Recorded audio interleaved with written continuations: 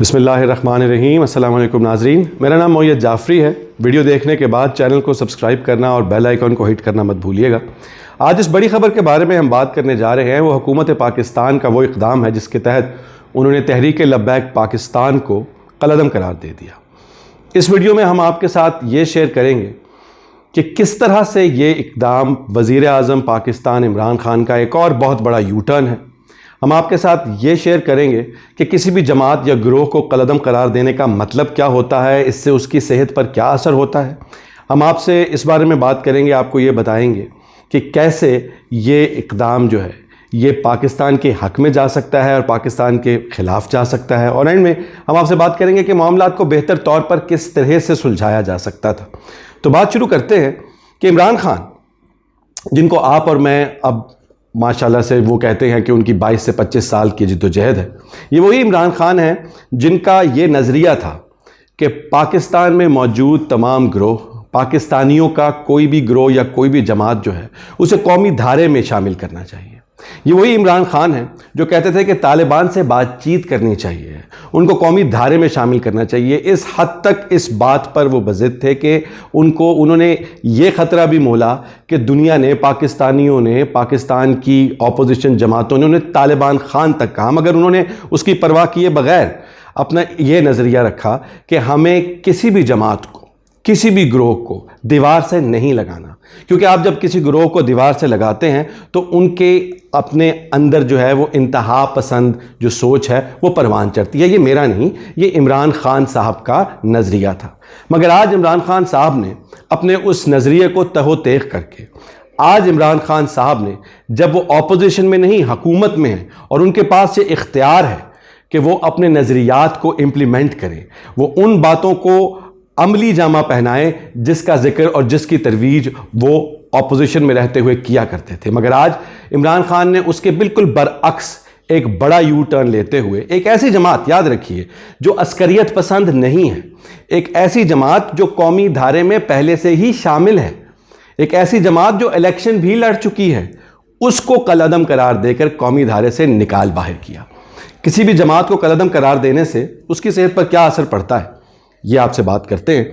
اس کے تمام تر سیاسی ایکٹیویٹیز کے اوپر بین لگ جاتا ہے۔ وہ کہیں جلسہ نہیں کر سکتے، وہ کہیں اکٹھے نہیں ہو سکتے، وہ کوئی احتجاج نہیں کر سکتے۔ نہ صرف یہ، ان کے تمام تر بینک اکاؤنٹس، ان کے تمام تر پیسے، ان کے تمام تر ایسٹس فریز کر دیے جاتے ہیں، وہ انہیں استعمال نہیں کر سکتے۔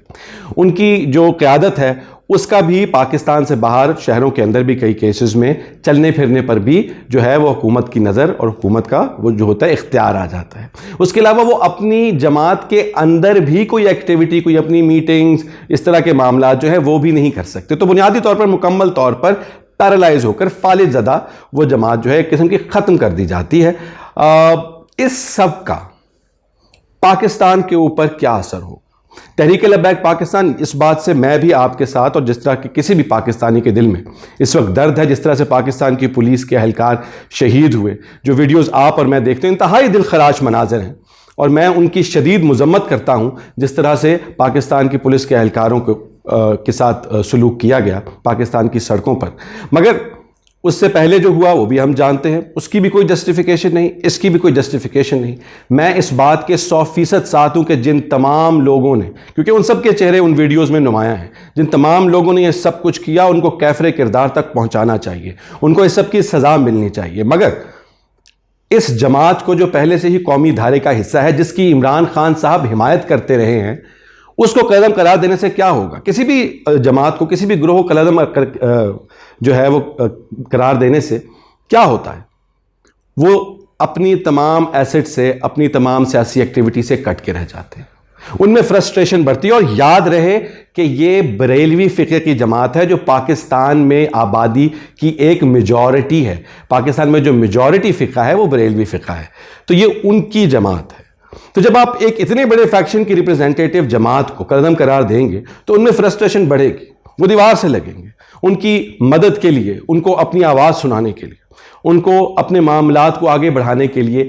کسی سہارے کی ضرورت پڑے گی۔ جب حکومت ان کا سہارا نہیں بننے گی، نہ کسی کو بننے دے گی، تو پھر جو بھی جس بھی راستے سے ان کا سہارا بنے گا، ان کو پیسے دے گا اپنے مفاد کے لیے، چاہے وہ پاکستان کے حق میں مفاد ہوں یا پاکستان کے خلاف مفاد ہوں، وہ اس کی بات سنیں گے، وہ ان سے پیسے لیں گے، وہ ان کے ساتھ چلنے پر مجبور ہوں گے، جس کی مثال ہم نے آج دیکھی کہ تحریک طالبان پاکستان نے تحریک لبیک پاکستان کی حمایت کا اعلان کر دیا، اسپیشلی پریس ریلیز انہوں نے ایشو کی کہ چونکہ پاکستان کی حکومت نے کیا ہوا معاہدہ اور کیا ہوا وعدہ توڑا، جو کہ اسلام کی روح سے ایک بہت بڑا گناہ ہے وعدہ خلافی، اس لیے ہم تحریک لبیک پاکستان کی حمایت کا اعلان کرتے ہیں۔ اور عمران خان نے خود 12 فروری کو ایک انٹرویو میں کہا تھا کہ وہ اور اس بات کا ذکر کیا تھا کہ وہ پارلیمان میں ان کی ڈیمانڈز پیش کریں گے۔ ان کا سٹانس یہ تھا کہ بھی آپ نے اپنا وعدہ توڑا۔ تو خیر جو بھی ہوا، اب آگے کیا ہونے والا ہے؟ آگے یہ ہونے والا ہے کہ جب آپ اس جماعت کو، انہوں نے جو بھی کیا، جیسے بھی کیا، آپ ان کو مکمل طور پر کالعدم قرار دے دیں گے اور اس چیز کو، ان سب کو ان کے آسرے پہ چھوڑ دیں گے جو انہیں ایکسپلوئٹ کر سکتے ہیں، تو یقیناً ملک کے لیے تباہی کا سامان ہے۔ تو یقیناً ملک میں ایک اور اس طرح کا جن پیدا کرنے کی بات ہے کہ جو پاکستان پہلے ہی اس معاملات، ایسے معاملات کا ستایا ہوا ہے اور مزید برداشت نہیں کر سکتا۔ تو ضرورت کس امر کی تھی؟ ضرورت اس بات کی تھی کہ عمران خان، اور میں ان کے اس نظریے سے اتفاق کرتا ہوں کہ پاکستان کے اندر یا پاکستان کی جو عوام ہے، ان میں جو بھی گروہ کھڑا ہوتا ہے، اس کے جو بھی معاملات ہیں، ان کے ساتھ بیٹھ کر بات کی جائے، ان کے ساتھ ان کو قومی دھارے میں، جس طرح سے عمران خان صاحب کہتے تھے، میرے الفاظ نہیں، یہ ہمارے وزیر اعظم کے، میرے وزیر اعظم کے الفاظ ہیں جب وہ اپوزیشن میں ہوا کرتے تھے۔ اب میں آپ کو بتاتا ہوں کہ بنیادی طور پر اس معاملے کو بہتر طور پر کس طرح سے حل کیا جا سکتا تھا، کہاں پر غلطیاں ہوئی۔ میں 2014 میں انڈونیشیا گیا تھا اور وہاں پر بنیادی طور پر بہت سارے کانفلکٹ تھے، بہت سارے مسائل تھے۔ اسی طرح یہ تو کچھ بھی نہیں، بہت سارے گروہ تھے، کہیں فوج تھی، کہیں پر ایتھنک گروپس تھے، کہیں پر ریلیجس گروپس تھے، اور وہاں پر ایک کیوس کا سامان تھا، مگر انہوں نے اس سب کو سارٹ آؤٹ کیا۔ ان کی فوج بہت طاقتور تھی، کیونکہ جس ملک میں بھی کانفلکٹ ہوتا ہے، اس کانفلکٹ کو سالو کرنے کے لیے فوج کا سہارا لیا جاتا ہے، جو فوج کو امپاور کرتا ہے۔ تو جب میں وہاں گیا اور میں نے ان کے لیڈر سے بات کی، تو خاص طور پہ انہوں نے ایک باڈی بنائی تھی، ٹروتھ اینڈ ریکنسیلیشن کمیشن، جس کو وہ کہتے تھے کہ اس باڈی کی وجہ سے ہمارے ملک میں امن آیا ہے، اور اس باڈی کی وجہ سے ہمارا نظام جو ہے وہ ایک جمہوری رویے کے ساتھ ایک بہتر طریقے سے آگے بڑھ رہا ہے۔ تو انہوں نے مجھ سے شیئر کیا کہ ہم نے جتنے عسکریت پسند یا عسکریت پسند جو نہیں تھے، ان تمام گروہوں کو بٹھایا، ان کی ناجائز سے ناجائز جو ڈیمانڈز تھیں ان سب پر بیٹھ کر بات کی۔ وہ مذاکرات کوئی ایک دن، کوئی ایک ہفتہ، کوئی ایک مہینہ نہیں، مہینوں چلے، اور اس کے بعد ان سب کو ایک کامن کنسنسس پر لا کر، جو کہ consensus building is a very very difficult and exhaustive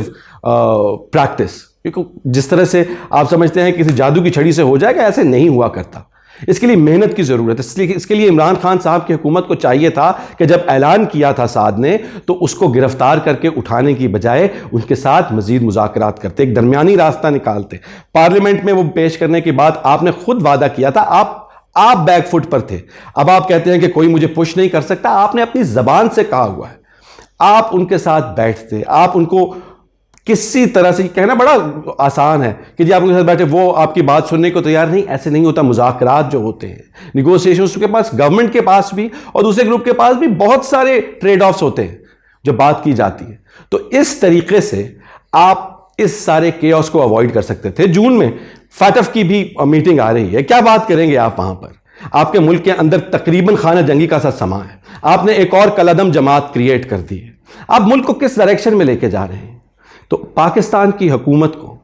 Imran Khan, وزیر اعظم عمران خان کو، اپنے وہ تمام باتیں، اپنے وہ تمام نظریات جن کو امپلیمنٹ کرنے کے لیے، جن کو عملی جامہ پہنانے کے لیے وہ حکومت میں آنا چاہتے تھے، ان سب کو یاد کرنا ہوگا، ان سب کے بارے میں سوچنا ہوگا کہ ان کو عملی جامہ پہنانے کے لیے کس اپروچ کی ضرورت ہے، کن لوگوں کی ضرورت ہے، اور اس طرح کے بلنڈرز کرنے سے اپنے آپ کو بچانا ہوگا تاکہ ملک کا مستقبل مزید پریشان اور مزید عسکریت پسند جو ہے وہ نہ ہو۔ ہمیں ضرورت نہیں ہے کہ ایک اور اس طرح کا گروہ عسکریت پسندی اور انتہا پسندی کی جانب چل پڑے۔ آپ سب کا بہت شکریہ۔